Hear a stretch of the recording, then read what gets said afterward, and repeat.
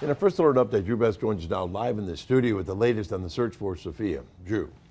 Bill, the family of Sophia Franklin releasing new photos of their daughter who disappeared early last week, as well as a statement about the responses the family has received on social media about her disappearance.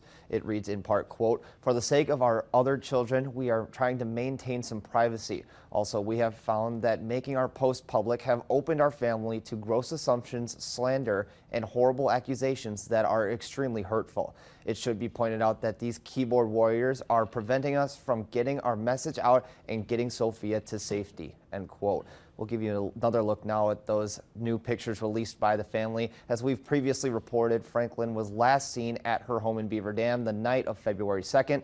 Day's car was seen at Franklin's home the following morning. 3 days later, the search officially extended across state lines to Arkansas when they issued their own Amber Alert. Day also had charges filed against him in Dodge County Court last week, which triggered new charges in Arkansas for violating probation. I reached out to the Beaver Dam Police Department and the Lanoke County Sheriff's Office in Arkansas to learn the latest on the search. We are still waiting to hear back from both agencies on any new details. We will continue to be the first to alert you with the latest as the search for Sophia continues. Bill?